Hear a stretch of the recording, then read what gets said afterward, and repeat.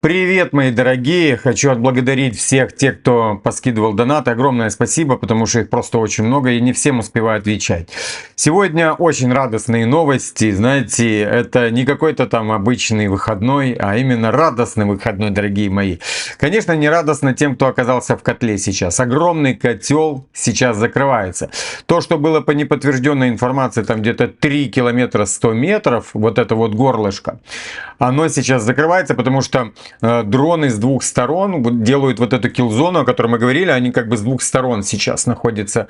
Оно получается, ну, по карте так, наверное, да. Вот так вот оно находится. И там где-то 300, и как раз операторы дронов не дают им ничего сделать. И там страшные данные поступают, конечно. Ну, вот пишут, что в окружении до 5000 солдат ВСУ. Там куча техники, огромное количество техники. И командование Украины им говорит, что они убегали только с техникой. И все. Ну и технику палят. Как раз там на горлышке, да, ее там палят. Так что скажу, что радостное, ну как по перспективе, сейчас увидите, это скажется на тоне Зеленского. Ну, на тоне Дони у нас это уже сказывается, он начинает уже пугать другими санкциями. И я же говорил, чем больше будут проходить Покровск, тем больше будет санкций. Увидите это сами. Вот заметьте, то есть что пытается сделать Дони? Он пытается остановить наступление на Покровск. Ему не важно, что там будет на Херсоне. Да, сейчас там тоже идет наступление хорошее. Что там будет на том же Запорожском направлении, на Харьковском направлении. Там тоже на Купинске уже захватили еще одно село стратегическое для того, чтобы взять весь Купинск. Ну и вообще везде. Ему не важно. Ему важно вот там как раз Покровская агломерация, потому что там больше всего есть ресурсов, дорогие мои. Поехали. Сейчас я вам показываю Куриловку. Российские паблики пишут о захвате Куриловки, это важного села под Купинском на левобережье реки. Убираю название, чтобы можно было читать субтитры. Я, кстати, буду делать субтитры на нескольких языках, потому что голос не получается сделать. А вот они публикуют видео с флагом установленным, как утверждается, в этом населенном пункте, дорогие мои. Украина этого, как обычно, не подтверждала, так же, как не подтверждала официально и Россия. Куриловка находится в окрестности Купинска, узлового, что к югу от самого Купинска. Если село потеряно, это ставит в опасное положение все украинские подразделения к востоку от Купинска. Поехали дальше. Сегодня будет очень много о фронте, ну и не только, и там и социальные катастрофы будут. Администрация Трампа готовит новые санкции против России. Они могут коснуться средств доставки нефти и банковского сектора России. Трамп, вероятно, выждет несколько недель, чтобы понаблюдать за реакцией России на те санкции, точнее санкционные ограничения, о которых он объявил 22 октября. Это считает источник агентства Reuters, дорогие мои. Так что нет, это не от этого зависит, не от того, как будет реагировать Путин, а это зависит от того, как будет продвижение идти. Сегодня Путин делал заявление, оно у меня есть в телеграм-канале, оно там более 12 минут, поэтому смотрите там, тут просто мы будем смотреть одного Путина, если я его сюда поставлю сейчас, поэтому есть в телеграм-канале, смотрите, там Герасимов был, они сегодня рассказывали о запуске успешном ракеты «Буревестник», вот, которая пролетала там 14 тысяч и нормально достигла всех целей. Это намек Трампу, который там рассказывает о подвозе подводных лодок. Ну и там другие заявления всякие. Двое подозреваемых в ограблении Лувра задержаны, пишет Ле Фигаро. По данным следствия, один был пойман в аэропорту при попытке улететь в Алжир, второй в департаменте Сена-Сен-Дени. 8 коронных драгоценностей Франции пока не найдено. Полиция ищет сообщников и использует ДНК и видеонаблюдение для раскрытия дела. Ну и вот я вам из этого кусочка беру то, что ему доложили, что там находится. Путину доложили, что на Купинском направлении в окружении также находится до 5000 солдат, а на Красноармейском 5500. То есть Красноармейский это у нас Покровск, да, это Мирноград, я уже не помню, как Дмитриев назывался раньше. Все во время Порошенко попереименовывали. Одесса это трэш. Там вообще не понимаешь, куда ты едешь, что это за улица, откуда они появились. Ну, они такое там понаделывали. Это просто трэш, там ничего не осталось. Просто ничего от названий. Мы, знаете, пережили название после Советского Союза. Многие называют, да, там, по-старому, там, Чижикова, это Пантелеймоновская, да, мы все их знаем, там, Карла Маркса, да, и, там, сейчас она Екатерининская называется, Ришельевская, это Ленина бывшая, и другую, Пушкинскую не тронули. Но сейчас ее, наверное, будет переименовывать, они там ее хотят в итальянскую переименовать. Вообще просто попереименовывали все. Ну и вот этот же Покровск также переименовали. Ну, как говорится, от того, что они переименовали, это дело времени. Сейчас его возьмут и опять будет красноармейском. США вводят новые санкции, точнее даже пошлины на Канаду после того, как они его обидели. Дональд Трамп объявил о повышении тарифов на канадские товары на 10%, обвиняя власти Онтарио в искажении фактов в рекламе, которая была показана во время мировой серии. Нарцисс, нарциссище, дорогие мои. Именно нарциссище. Ну и вот непосредственно сам буревестник, дорогие мои. Путин сообщил о завершении испытания ракеты «Буревестник» с ядерной энергоустановкой. Президент России Владимир Путин заявил о завершении испытаний «Буревестник», оснащенной ядерной энергоустановкой. Начальник Генштаба армии России Герасимов сообщил, что испытания состоялись 21 октября. По его словам, ракета продемонстрировала способность преодолевать любые системы ПВО. Герасимов добавил, что ракета оставалась в воздухе около 15 часов, преодолев расстояние в 14 тысяч километров. Эти заявления сделаны на фоне введения новых санкций США и давления Трампа на другие страны с требованием прекратить закупки российских энергоресурсов, дорогие мои. Сейчас одну секунду, потому что мне тут кто-то пытается во время новостей что-то отправить. Поехали. Трамп сейчас находится в Малайзии и, конечно же, Дони не может не подписать с кем-то договор, но посмотрите на его грустную гримасу.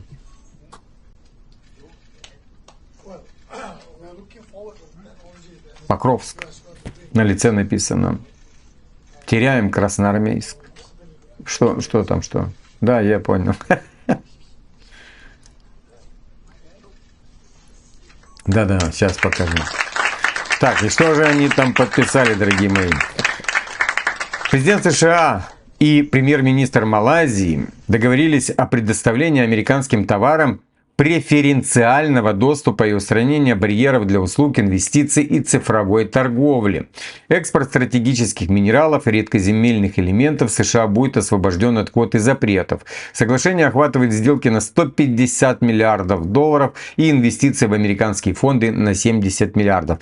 Судя по лицу, не видно этого. Радости его не видно. Но вот он уже готовит флот свой. И, конечно, он же его должен назвать по-трамповски. Трамп планирует масштабное обновление военно-морских сил США, которое получит название «Золотой флот», дорогие мои. А что ты его там не биткоинский какой-то флот назовешь или эфириум? Об этом сообщает The Wall Street Journal. По информации издания, программа ориентирована на сдерживание внимания Китая, дорогие мои, и предполагает создание флота из 280-300 кораблей. В его состав войдут современные фрегаты, оснащенные гиперзвуковым вооружением, а также беспилотные морские платформы. Вот же, да, дожились. Вроде век технологий, да, а вот давайте создавать корабли для того, чтобы воевать. Тоже. Ну, дурачок, вот он уже приехал, когда в Малайзию, пошел танцевать. Смотрим. Он же любит, у него это джага-джага его, смотрим.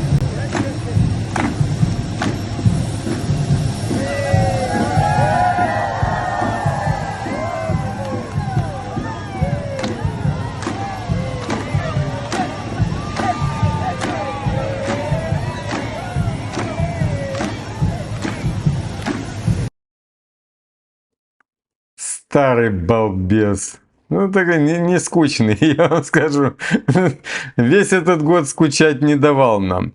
Поехали. Жители Львова, вот эта вот очередь, они стоят за водой. Там уже, по-моему, около 3 или 4 дней нет воды. Набирают ее из разных мест, эту воду. Люди пользуются всякими таблетками для очистки воды, всякими там... Там действительно катастрофа начинается с водой. Вот. Я вам скажу, что у меня от этого не радостно. Не потому, что я там поддерживаю кого-то. Я знаю, там есть невиновные люди в большом количестве.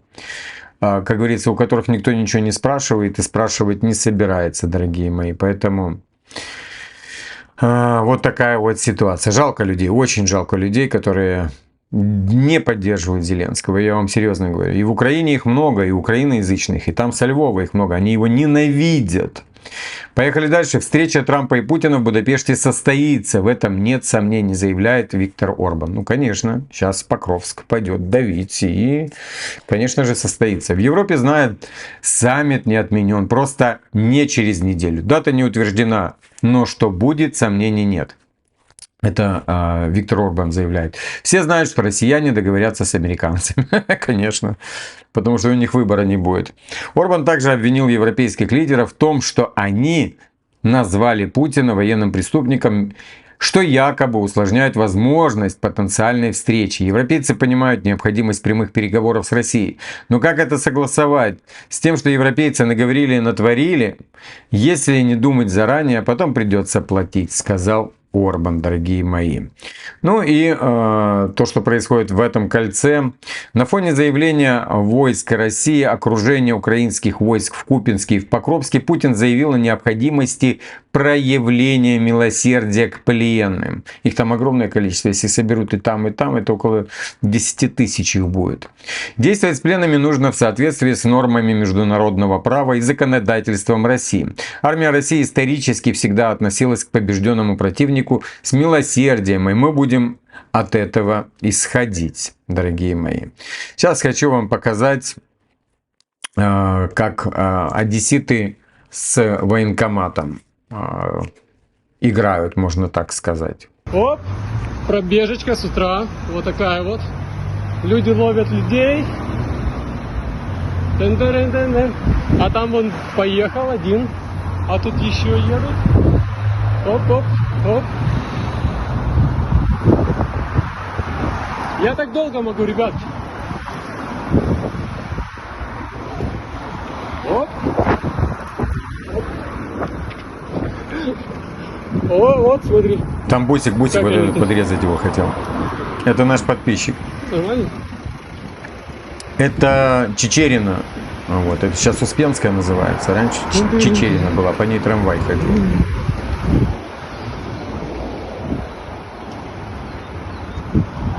Что ты, лошара, блядь? Сейчас немного матом будет, но... Где подкрепление, ебаный наверное, свет? на этом мы уже и остановим, чтобы мата не было много. Поехали дальше, дорогие мои.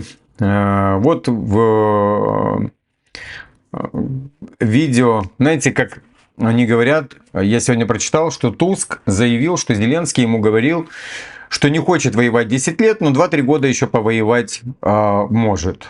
Вот. Может. А я вам говорю, что у них даже полгода нет. Ну, потому что будет большая катастрофа. Гуманитарная катастрофа. Ну и вот люди говорят, что спалили последний, можно сказать так, ветрогенератор где-то в каком-то месте. В Краматорске вот.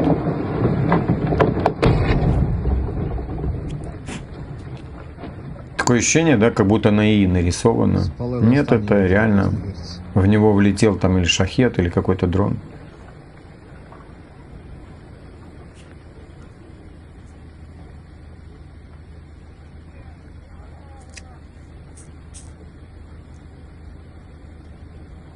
Це найбільше послужить. Окей, поехали дальше. Сейчас Украина планирует готовить какой-нибудь там, ну, теракт, можно так это назвать, на Крымский мост. Вот какую-то провокацию, потому что над Черным морем, южнее Крыма, зафиксирован полет американского разведывательного беспилотника RQ-4B Global Hawk с позывным Форд-10. Аппарат выполняет разведывательную миссию вблизи российских границ. В данный момент дрон работает менее чем в 200 километров от Сочи и Новороссийска. Хотят вмазать по России. Ну вот и пишут, что Киев готовит теракты на Крымском мосту, железнодорожных и других объектах, заявил в интервью и Тартас посол по особым поручениям МИД России Родион Мирошник. Ну, как мы видим, да, такие есть. Окей, дорогие мои, будем сегодня немного радоваться, да, не радостно, конечно, тем ребятам, которые оказались в котле. Вот, я понимаю, что там много бусифицированных, но я также понимаю, что третья беговая, они убежали оттуда, их там нет. Вот, там остались именно, и поэтому, мне кажется, и Путин, раньше, как он говорил, они давали там им какой-то шанс, да, убежать, либо сдаться. Ну, убежать не давали, давали шанс сдаться. Вот, а потом уничтожали, если они не это самое. А сейчас вот он говорит, что нужно проявить милосердие, потому что прекрасно понимает, что там большое количество бусифицированных. Там много людей, которые пытались сбежать через границу, их поймали и отправили сразу же туда на фронт. Много людей. Я сегодня читал одну интересную вещь, наша подписчица постоянно скинула, не буду говорить ее имя. Очень интересный отрывок, даже не отрывок, а 2 скриншота из Facebook, где одна там типа из лидера мнений в первом скрине рассказывает о том, что согласна с тем, что это российские вбросы, по поводу того, что ТЦК кого-то избивают. А второй ее пост через некоторое время о том, что она была не права. О том, что когда коснулась ее знакомых, она поверила в это. То есть до этого она считала, что это вбросы, да, и там и так далее. А когда вот непосредственно коснулась ее друзей, а что именно, я вам скажу. Они поймали их сына и ее друзей и проломали ему череп. И он умер. Это чтобы вы понимали. То есть они его где-то бусифицировали, то есть в наглую, в тупую затолкали в этот бус, вывезли куда-то его там.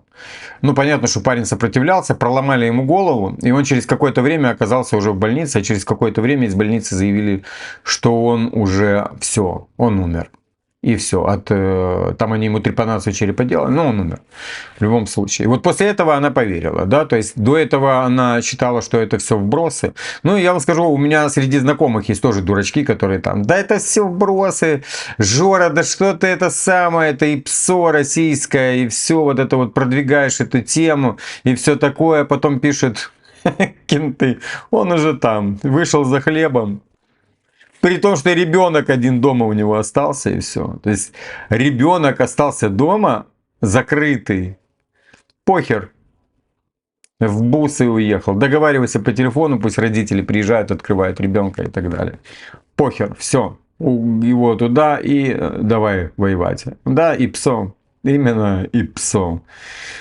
Ну, с теми дураками-то понятно, но вот с такими лидерами мнения, которые распространяют говно всякое, ну и вот как мы видим, одессит, это же наш подписчик, он же не будет вбрасывать или и рисовать, понимаете, как они говорят.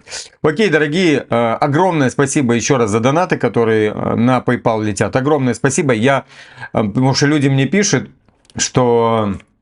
Ну, типа, не приходит, они не то, что не приходят, они боятся, что это не мой аккаунт. Сейчас я вам прочитаю. Вот Александр скинул 2 раза, да, там, Надежда, я не хочу читать фамилии, потому что, ну, это будет неправильно. Виктория, и вторая Виктория, Виктория К и Виктория Г. Вот, Виктория К 2 раза даже скидывала, огромное спасибо. Татьяна Т, Евгений Р, Марк Р, много людей поскидывала. Вот. Анна Любинская скинула 100 евро. Огромное тебе спасибо. Вот, просто огромнейшее спасибо. Это вот прямо сейчас. Вот, так что огромное вам спасибо. Я не вру, пожалуйста, я могу скрины, но только я буду прятать фамилии, чтобы никто не думал, что я там специально это говорю. Я просто говорю огромное вам спасибо. И также огромное спасибо всем подписчикам, которые молятся, вот, постоянным моим зрителям. Я также прошу, подписывайтесь, дорогие мои, чтобы нас было больше. И еще огромнейшее спасибо спонсорам. Они продолжают дальше продлевать свое спонсорство. Огромное, просто огромное вам спасибо. Вы знаете, всем будет дано по их карме. Огромное вам спасибо. Всех обнял.